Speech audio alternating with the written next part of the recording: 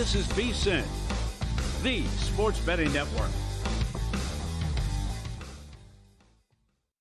Follow the money. That's what I always say. You always follow the money. Yeah. This is Follow the Money with Mitch Moss and Paulie Howard on VSiN. Here we go. It is Follow the Money on VSiN, the sports betting network. Mitch Moss along with Paulie Howard. We're live in downtown Las Vegas from the Circa Resort and Casino here on a very busy Monday afternoon. We will react to Week 9 throughout today's 3-hour program, tie it into Week 10 numbers of the National Football League. Monday Night Football tonight. It's a Dallas Cowboys game, so in theory, if it lives up to the entire season so far, it's going to be fun, entertaining, and probably high-scoring. We'll break it down a couple of times. Nick Whan, Warren Sharp on the program. Busy NBA card. College basketball is back. I have a bet on tonight's card and a couple of futures. The good, the bad, the ugly as well. And, Paul, I got to say, it feels a little awkward not having baseball today. Yeah. But the way that bad boy ended on Friday and Saturday night was pretty much as good as it gets. Yeah, I agree. With Game 6 and Game 7, and it turned out to be an all-time series. And we were looking at another marathon game potentially. But the best line was uttered by many that Yamamoto enters Game 6 and closes Game 7. What he did.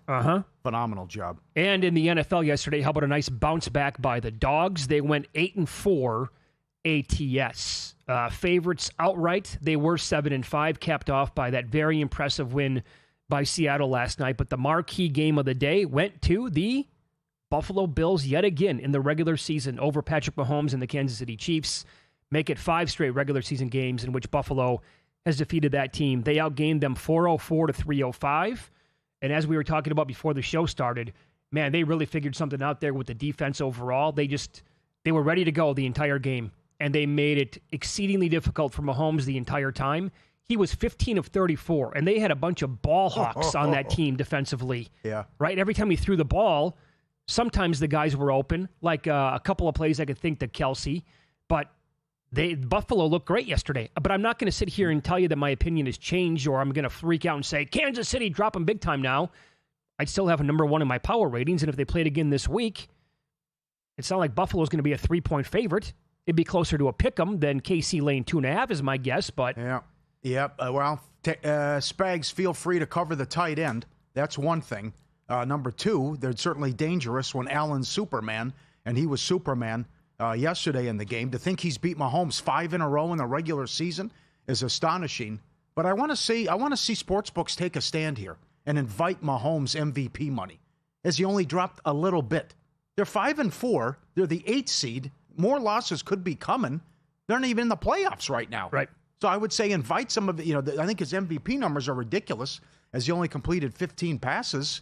That you would say, hey, Jacksonville stinks, but they have an easy schedule and have the tiebreaker. So to think that maybe you got to go to Denver coming up, you got the Colts. Yeah, it's just, I think more losses could be coming for Kansas City just based on the schedule, even though they have a good team. But the MVP number's wild, the 1 seed and all of it. But that was a game that the Bills had to have. You're right, you trusted them in the regular season. Now can you go do it in January? Which I doubt, but it was a great performance. Yeah, and nobody has any idea where the Chiefs are going to land as of right now in terms of their overall seed come playoff time. I don't know, maybe they don't win their division, and maybe they're on the road playing in a wild card game to begin. That could easily happen. Yes. But I'm telling you right now, unless something happens with injuries moving forward in the final half of the season, when the playoffs get here, the Chiefs are going to be my team to beat in the AFC still. They just will be. Yep. And the Ravens are going to probably go into that, part of the season, the playoffs anyway, looking red hot. They're going to pick up a bunch of wins. They could be really dialed in on offense, and Lamar might be having a phenomenal 2-month stretch.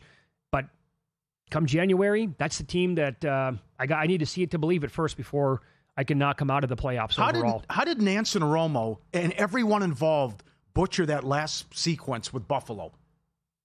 You punt. You make them go 90 yards in 30 seconds. Don't try the field. I can't believe no one brought it up. I had the volume on the Raiders game, to be honest. Why would you kick the field goal there? It could be blocked. You miss. You gave him 2 Hail Marys. That was stupid. Have him just punt the ball as far as he can out of bounds and just say go 80, go 90 yards, whatever it may be. in 20 seconds without a timeout. Yeah. I couldn't believe they did that. I thought that whole, again, I didn't have the volume on, but watching that game at the same time as the Raiders and Jags, I thought the way it played out for Buffalo was a little peculiar there at the end. Too much can go wrong there. Sure, of course. Why not? I can't believe they brought that up. And they just kept saying, well, kick the field goal and what.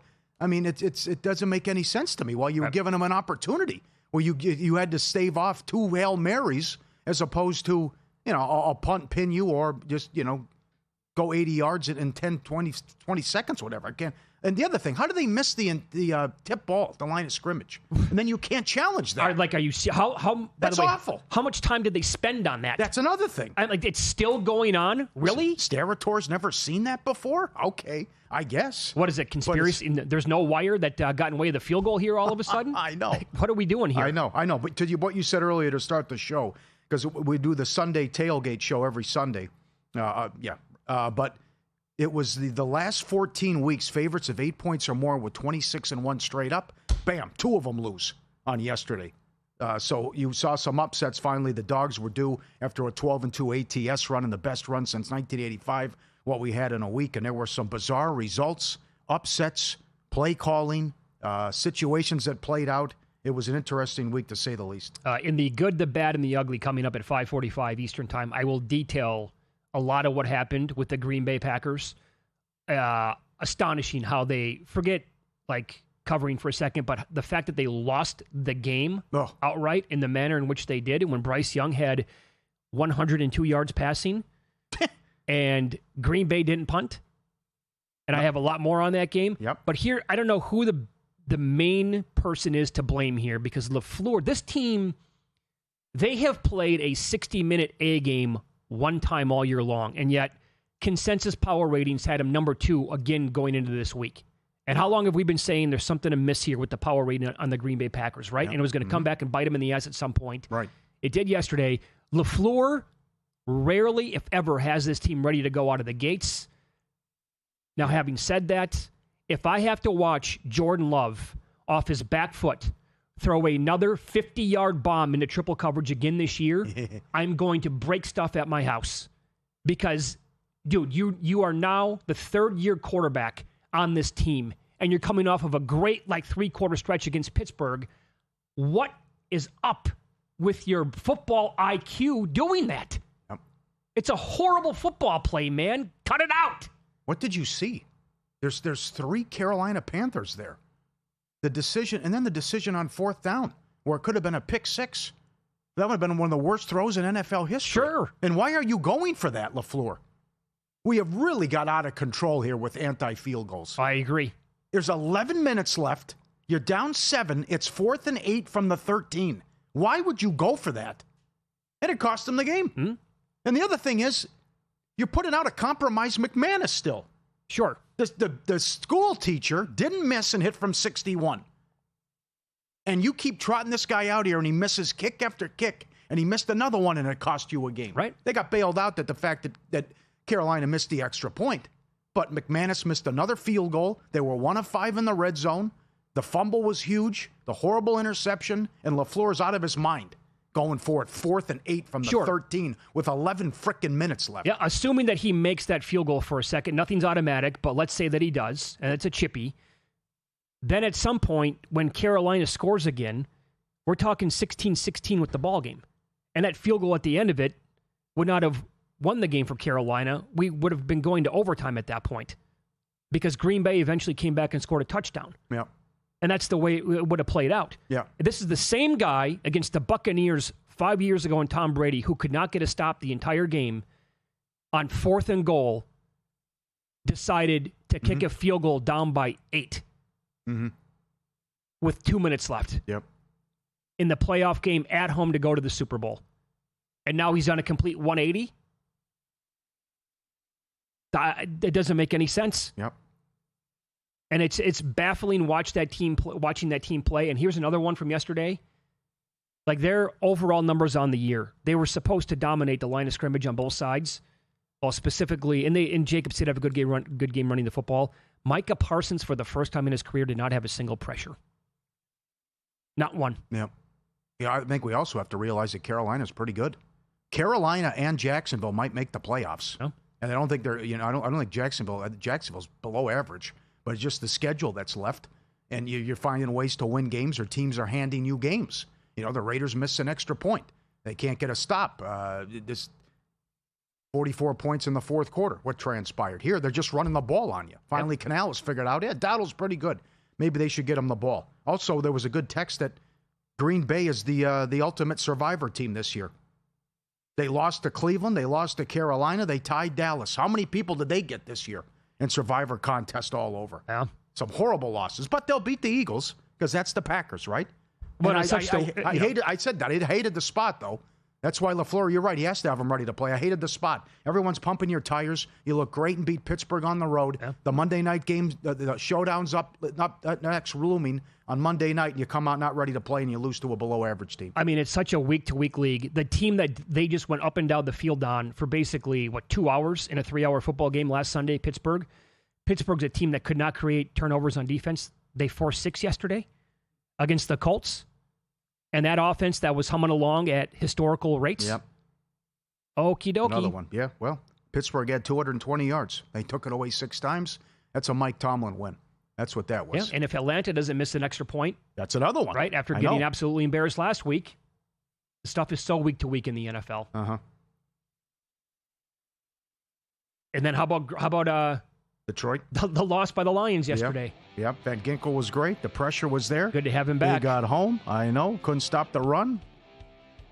We will get into tonight's Monday night tilt in Dallas between the Cowboys and the Cardinals. How about this? A Monday night angle is 79% since 1996. Details next.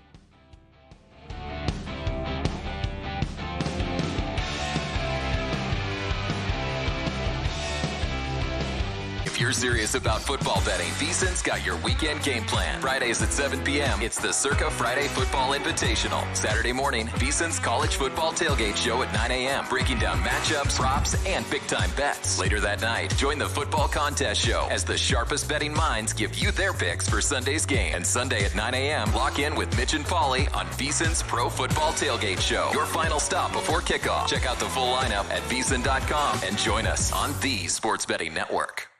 So, Paulie, have you had a chance to read the VSiN Daily yet? Yeah, came in at 3 a.m. What's Bill doing up that late? Well, rumor has it starts off with a 12-hour meditation session. Then he just pours himself over film and live TV, really focusing and taking it all in. Bill's in with the biggest insiders, talking trade secrets, strategies, the whole nine, absorbing the info. And then and only then can the writing process begin.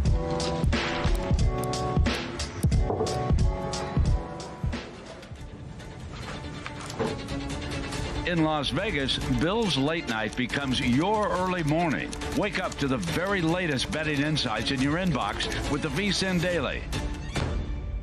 Sign up for free at vsin.com/newsletter. Responsible sports betting starts with a game plan. That means stick to a budget.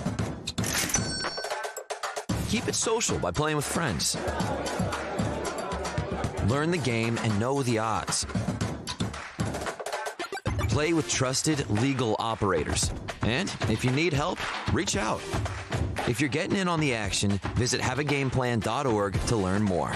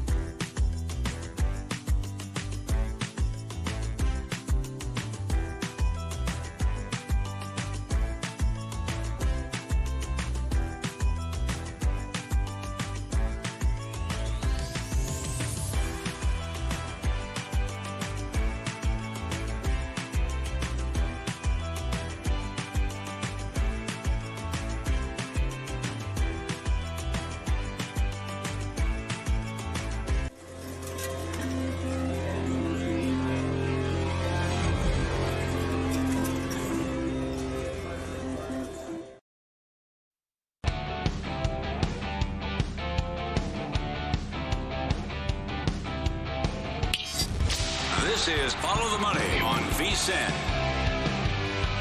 All right, tonight's Monday night game in Dallas, Cowboys-Cardinals. Look, it's a Cowboys game on primetime TV, right? In a primetime slot. So they have been absolutely bonkers this year, scoring a zillion points, allowing even more than that defensively. And it's going to be Jacoby Brissett in this game for Arizona. I need the Cowboys. They were 2.5 in circa millions. I need the Cowboys by a field goal or better to finish off like a 4-1 week. That'd be good. So, that'd be a good one. Move the chains. Let's go. But also, they're so public now. They're 3 minus 120 that I hate being on that kind of a side of a game. 3.5 at DraftKings. 90% of the handle at spots on Dallas.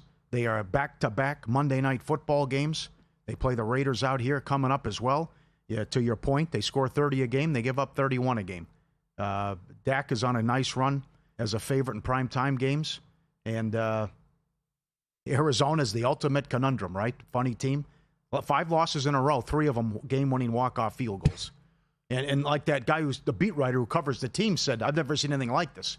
They could be undefeated. They could be winless. Yeah, right. How every game's finished. So Brissett has been a pleasant surprise. They should have beat the Colts. He was great in that game, and he moved the ball against the Packers, and they gave them an opportunity to win. I think it's going to be the guy we want to look at is Bam Knight and not Carter, and Bam Knight will be the guy in terms of running for Arizona. I wound up on Harrison over, like a lot of people, to get at least 60 yards. You know, they have the great chemistry and rapport. Harrison's made the comments about how Brissett has helped him. And I think the veteran leadership can come in here and get him involved. I think McBride is too obvious, but everyone moves the ball against the Cowboys, and probably from a Dallas standpoint, everyone eats. So certainly the tight ends are going to be popular with touchdowns and props. But I would say Bam Knight and also Harrison over to get at least 60 yards in this one. Yeah, a couple of news items regarding the Cardinals in this game tonight. Moments ago, they activated their first-round pick, Walter Nolan, from the PUP list.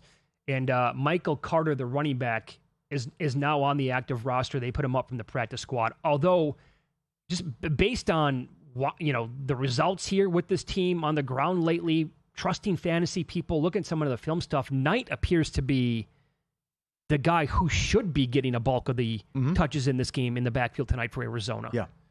I know JVT was making a case for Zay Jones tonight. Oh, yes, because that's not bad. He's been a target here for Brissett not going back. So the Cowboys overall on the season, they've allowed 8. Now we're talking about. Did he say anything? Did he elaborate? Because he's plus 240 to have 40 yards. So I mean, you saw how successful the ladders were yesterday with stuff we talked about. Oh no, he had a good breakdown about how the target share and the utilization for Zay Jones has absolutely gone up now. Yeah, Pierce was dynamite.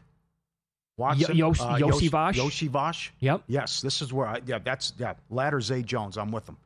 That's good. So the Cowboys, we're talking about now on the ground to running backs. They've allowed 887 yards, 7 touchdowns. They've also allowed 41 catches, 392 yards. Those are all bottom 3 to 8 numbers in the league. They've allowed the second most fantasy points per game to the position. So again, if we think it's going to be Bam Knight, he could be in store for a pretty good night. Also, what's worse is this. And talking about Zay Jones, Marvin Harrison, against the wide receiver position, they've allowed, and they put it this way, they have played not as many games as the teams in front of them. They've allowed the 7th most yards and the most touchdowns overall to wide receivers. That number is 15. They're also middle of the pack against guarding tight ends, and they are the single worst team in the league against quarterbacks. And when you look at a fantasy breakdown, they allow the most points per game to quarterbacks in the entire league. But, so I totally agree with what you said. Trey McBride seems like he's a little bit too obvious here tonight, and getting involved now is, this is like peak numbers we're talking about almost with him. The guy can certainly go out there and crush it, but I would look at somebody like you said, maybe a Harrison or maybe Zay Jones as well. And some numbers now that you can get at VSiN.com. Some of the trends Steve Makinen puts out. When you play against any home team in the plus 4.5 to minus 4.5 range going into their bye week on Monday night. I know there's a lot there, but that's the spot the Cowboys are in tonight. Again, between plus 4.5 and minus 4.5 while they're laying 3. They're going into their bye week playing on a Monday night. Those teams are when you're playing against those teams, you're 15-4 ATS since 1976. So fading the Cowboys in that spot. Arizona, again, typically this is kind of the spot. I've said this now plenty of times on the show this year with Kyler Murray. I don't want him when he's at home, like laying points. I would rather have him on the road, maybe catching, and maybe it applies to Jacoby Brissett.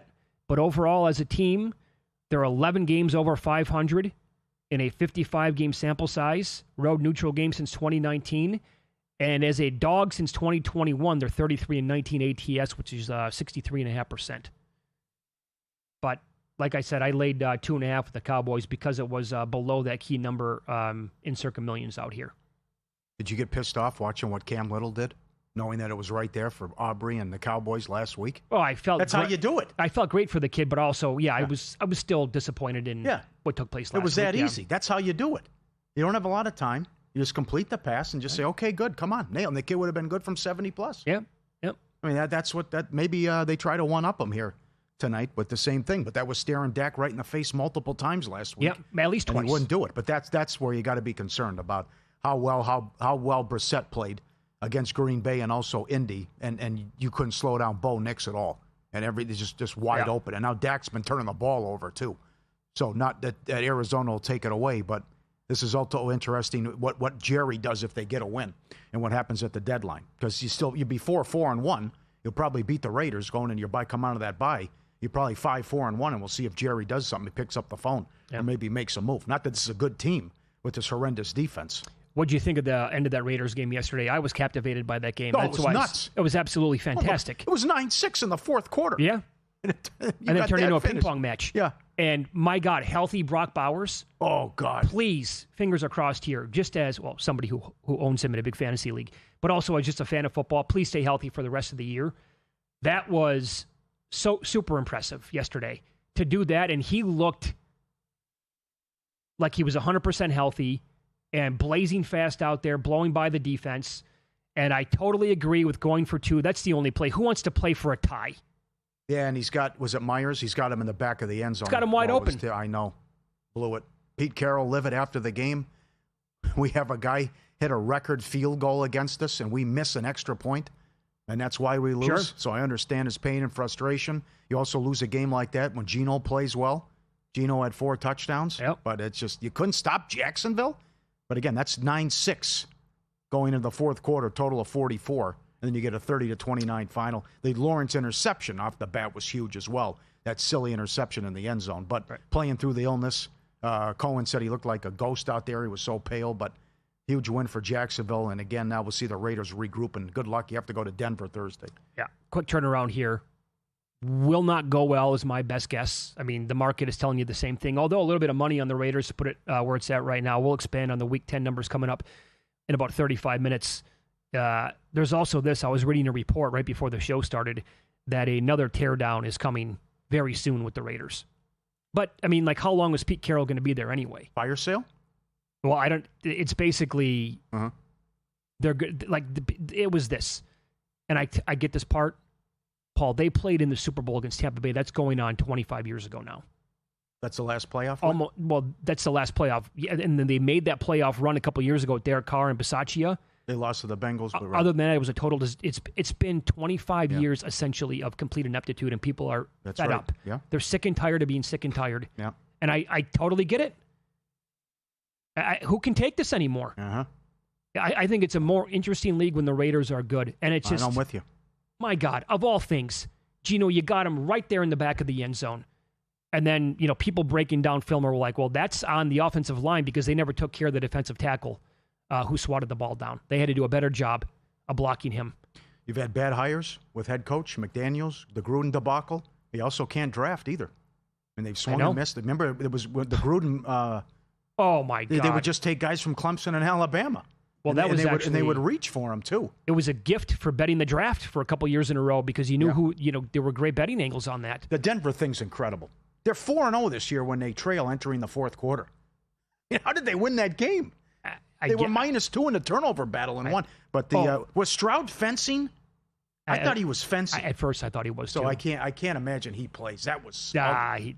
That was ugly. And look, tip of the cap to Bo Nix.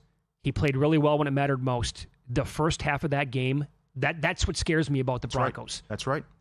I don't think they're that good either, but they'll probably get the 1 seed just because the schedule's so easy.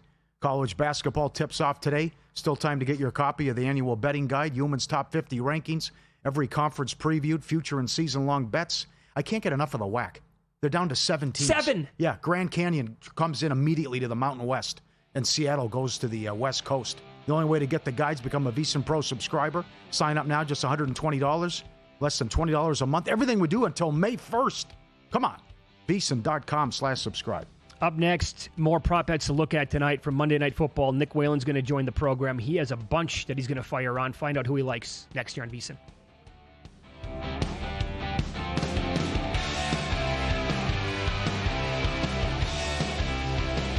Got a good thing coming. Just wait and see. It's a good.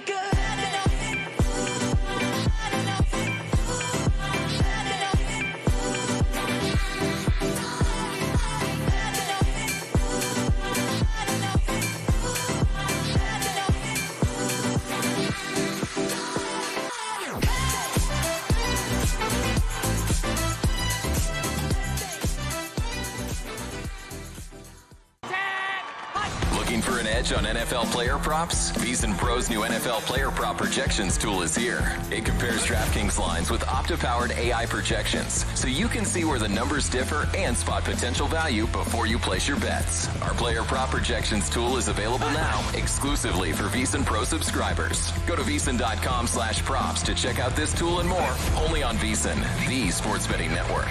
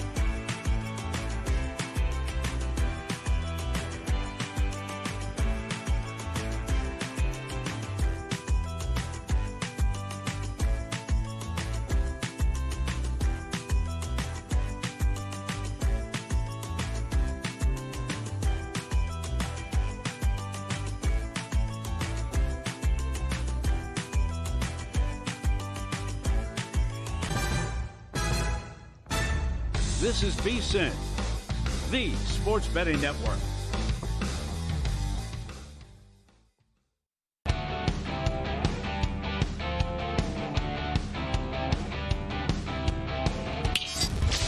This is Follow the Money on VSiN. More picks coming up tonight. Monday Night Football, Cowboys and the Cardinals, and more reaction to Week 9 of the National Football League, which played out yesterday for the most part. We head out to the Progressive guest line as Nick Whan joins the program now with RotoWire. Nick, good afternoon. Thanks for the time as always. What is your strongest takeaway / opinion of the Packers losing yesterday at home to Carolina?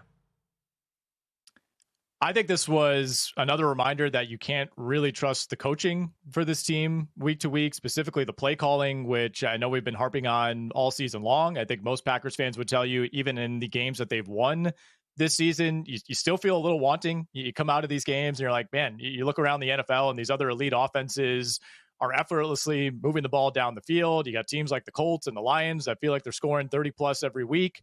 And you're kind of wondering, when is that going to come back to bite the Packers? And it's now happened twice. You look at the remaining schedule for Green Bay, it's not easy the rest of the way. There are no gimmies on that schedule. And I think the two that you would have circled, and certainly the numbers would have implied that, would be the Cleveland game. And then what we saw yesterday, 13.5-point home favorite against Carolina. I mean, they've now blown, to me, inarguably the two easiest games on their schedule. And there are a lot of things you can point to. Jordan Love obviously was not very good yesterday. I think the play calling again was an issue. The offensive line continues to really struggle for this team. But big picture wise, something that's plagued the Packers not only this season but in years past under LaFleur is it's a team that just takes so long on both sides of the ball. They have long possessions on offense that often don't result in touchdowns. It's a defense that cannot get off the field right now. They end up playing these games over and over, where, like yesterday, you have 7 true possessions in the game. And oftentimes one of those will be with a minute and a half left in the second quarter when you have to run a hurry up.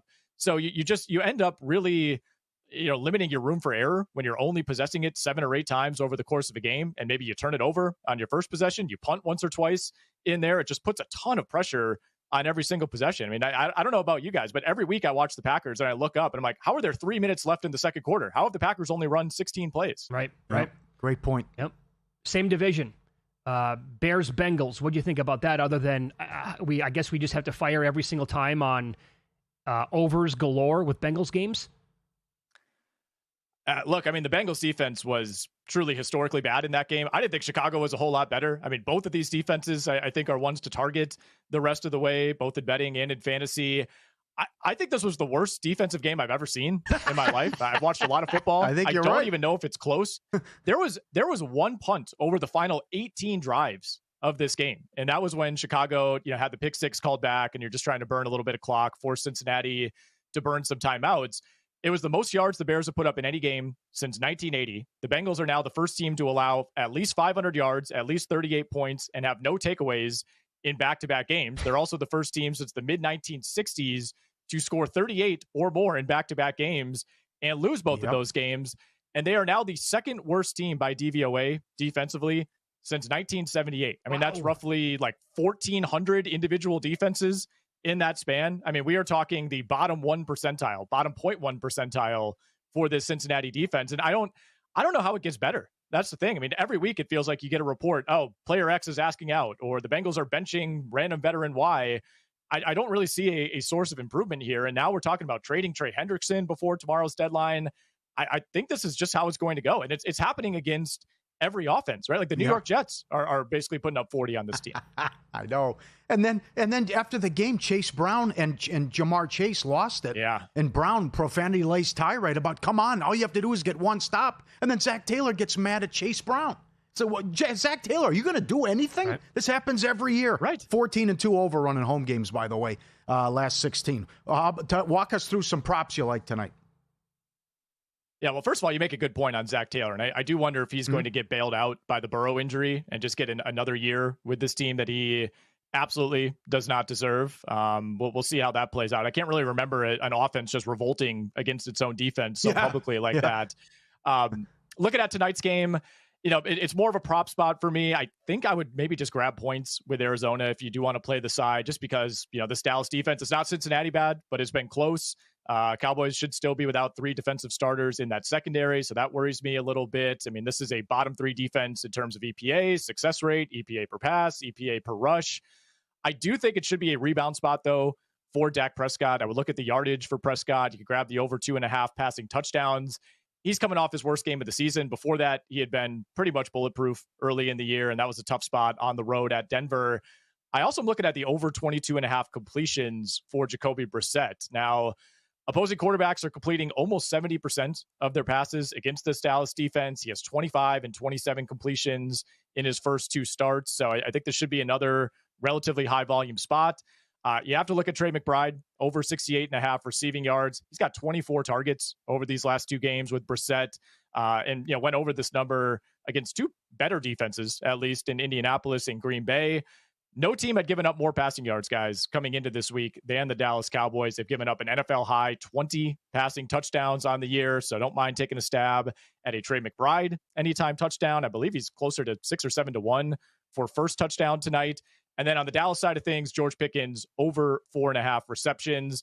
I know we kind of view him as the secondary guy now with CeeDee Lamb back. Jake Ferguson's going to get his, but I still think George Pickens heavily involved tonight. That Arizona defense, top 10 against the run. So I think it's a high volume passing spot for Dak. Yep, totally agree. And by the way, when you look at anytime touchdown scores, and you can expand on other guys that you might like tonight with McBride, how much of it is like handicapping and saying that this defense is exploitable here and they've allowed a lot to this position compared to, that number looks pretty damn good and I might have to grab a little bit of that.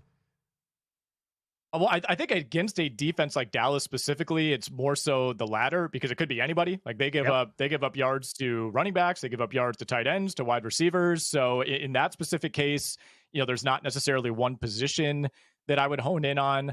I think on the Arizona side, you got to look at Bam Knight. If it's a short touchdown, if they have, 2nd and goal from the 3-yard line, he's probably the guy that gets that first look. But I am curious to see what we get out of all 3 running backs. I mean, Jonathan Gannon has said they're just going to ride the hot hand in this game. So we'll see Michael Carter. We'll see if Amari DiMercato can work his way out of the doghouse. He's going to be active tonight.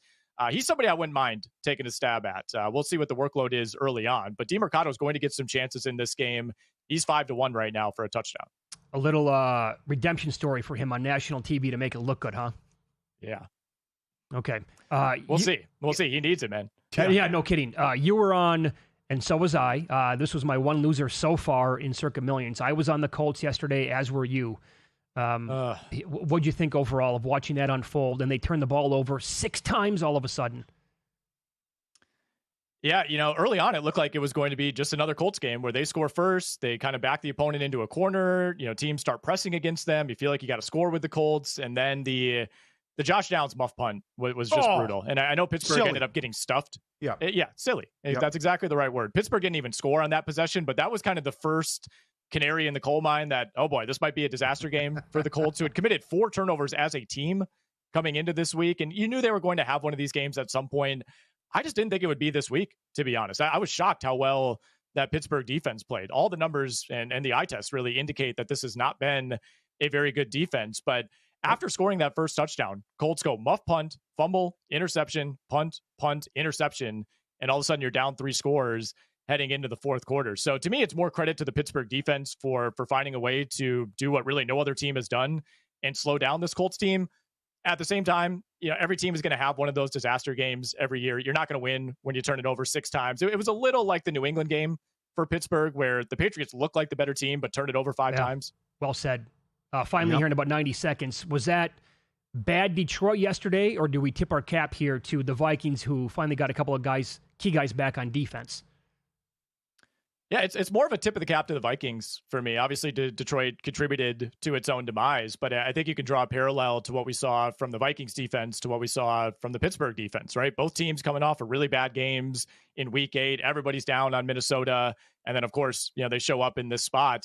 I will say Vikings did a really good job taking advantage of short fields. 17 of their 27 points came in short field situations. They had a long kickoff return in the first quarter. The Montgomery fumble set up a touchdown in plus territory. Even that field goal late in the game that made it a 2-score game, that came after the blocked field goal and the return on the Detroit side. So again, not really concerned about the Lions going forward. Just one of those games where a few things didn't go their way, but got to tip your cap to the Vikings for capitalizing. There you go. You can follow Nick on X. He's at WHA1EN with RotoWire. Nick, thanks so much for the time as always. Enjoy the game tonight.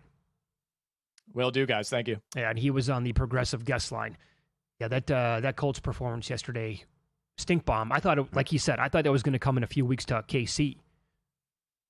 not necessarily against that Steelers defense. Well, it doesn't say much about Pittsburgh. You beat them by 7. You forced 6 turnovers. Yeah, You had 220 yards. Aaron Rodgers didn't complete a pass over 20 yards. Yeah. Again, it's all dink and dunk. But get ready for Sunday night. I know they're a big Sunday. Yeah, a big favorite. Detroit, 12 in a row, ATS off a loss. That number, by the way, with the Daniels injury, right, skyrocketed, man. Yeah. We're talking about 7:15 Eastern time last night. Lions were 3.5 in the game. It's also how the defense looked. I mean, if Darnold looks like that, what's Goff going to do to you? Win some, lose some up next. Here we go again. Paulie is going to detail yet another betting scandal next.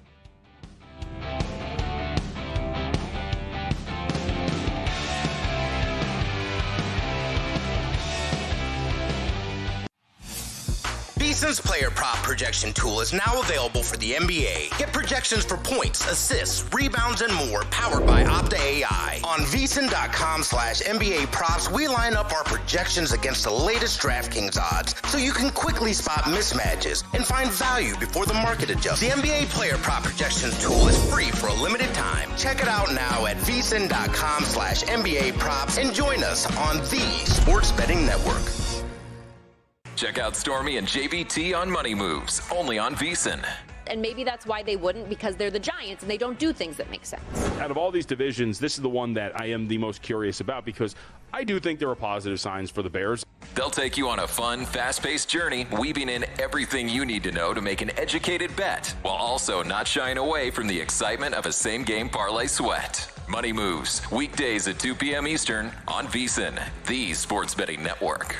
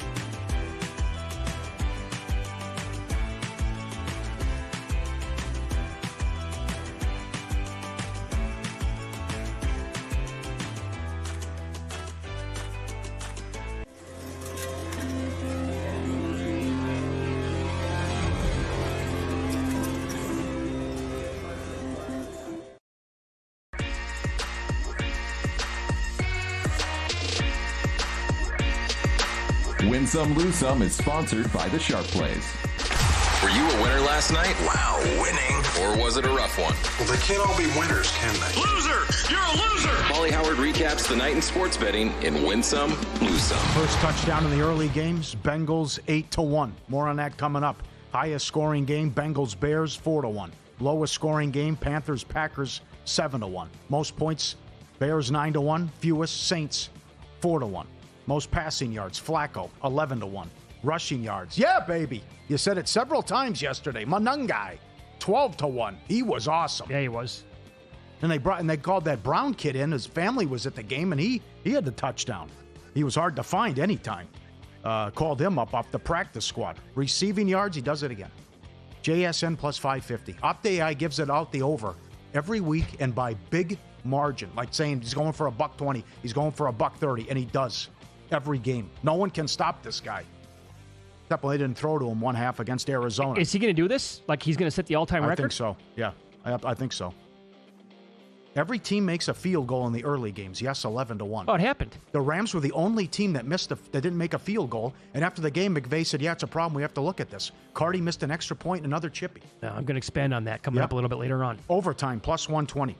Opening kickoff return for a touchdown. Yes, 60-1 in any game. DraftKings has it. Yes, that's it. Bengals bang. Panthers 6-1. Vikings 4-1. Hold my beer. College football. Indiana State 17-1. 30-point dogs. They beat South Dakota, was it? South Dakota State? Yep. What a win for Indiana State. SMU plus 275. There you go. That's a Mario Cristobal special yet again. Officials got involved too, which was unfortunate. Yeah. Arkansas State plus 250. Fresno 8-1. Pounded Boise. What was that? Pounded Boise on the Smurf turf. Arizona State plus 265. West Virginia plus 450. NHL. The Panthers have played 9 unders in a row in the first period. Maybe we got something here. Well, yeah. Like a long run. How the season run. just started. World Series, Game 6, no home run, 12-1. Game 7, first home run, Bichette, 22-1. Rojas to go deep, 11-1. Will Smith, 5-1. Bichette to go deep was 7-1. Subscribe, be part of the team, VSiN.com, our radio and podcast friends. You always want to see these tweets and videos at Paulie Does Vegas on Instagram.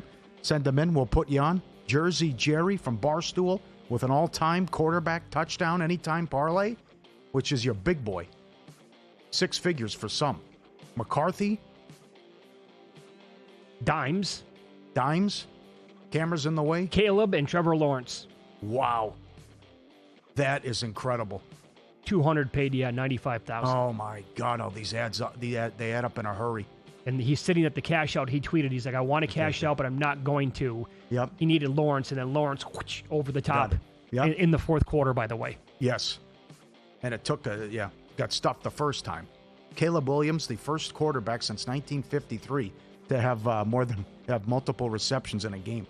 That's another crazy one. Wow. I love what he said after the game. We don't call them trick plays. They're just plays. They're just plays, it's regular stuff for Ben Johnson. Can I ask you this? Is there any chance the Bears can win 10? They have a difficult schedule. Yes, I was looking at it. Yes. Can they pull off like 10 wins? 9. Can they be a playoff team? I don't know. The defense is so bad. I know, it's really awful. He's 33-1 at some books to win Coach of the Year. Wow. It's interesting. Imagine you see this. Driving by. Look at the herd of elk. I think this is in Colorado. What? They're setting up shop. Yeah. They said it's a regular. There's like 100 of them just driving by all back-to-back yards here. Oh, they're taking over the neighborhood, Mitch. Run for cover. Look at all the elk. They're sitting there like, what are you going to do about it? We're just chilling. Herd of elk coming in. I guess you go home through the front door, turn on TV, and kick back like it's a just watch regular Tuesday. I know. What do you feed them? You guys want a snack? Oh, you want to come in and have a beer? Look at that. They'll knock your door down, that's man. Nuts. You feed them one time. That's right. That's excellent. A bunch of lose some. Saints again in the first quarter. 1-8 ATS. That was 0-0 against Tampa. They've been outscored 75-16 in the first quarter. Colts Steelers over 47.5 up to 51.5. Broncos Texans over 38.5 up to 41. Bills Chiefs over 50.5 up to 53. Iowa State. I don't want to see Campbell on any of these lists ever again. No, he can't be. I don't want to see it. He's not a good coach. You can't lose to Jeff Sims I'm sorry. Yep. 4.5 up to 7.5. And the Stars, 8 games in a row, they haven't scored in the first period. That's incredible. Want to lose some video. Halloween party? Come on in. Let's hang out. We'll watch the World Series. Look at this. They covered up. Come over. Let's have some drinks, hang at the bar, watch the World Series. They got it covered up with the Halloween decorations. With the caution tape. And there's cobwebs on it. I can't see the game. It's an all-time game. What are we doing here? Oh, I missed the Kike play. I know what you're doing. You're going to climb over the counter and pull all that crap off. That, yes. Yeah. Think it through. Bad for the books. Bears, Bengals over. 47.5 up to 51.5. Fresno, Boise under. 52 down to 47.5. Virginia, 3.5 up to 6. Horrible beats. All time this week. Blue Jays, game 7 and under. Nope. Blue Jays to win the World Series, 50-1, 60-1. Texas, lane 3, 34-10 with 10 minutes left.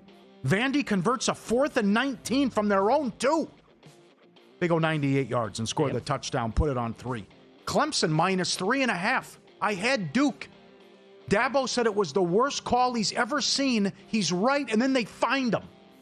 The announcer, after it was 4th down, they get a stop. The announcer says, this is obviously offensive pass interference. Sure. Game over. They call it on Clemson. Right. Duke scores, goes for 2, they win. Oh, it was so bad. Stay out of the way. You're ruining these games. Agreed. Cal plus 6. Had the ball late, down 3. The only way you get there with Virginia is the pick 6. It happened. Georgia and over.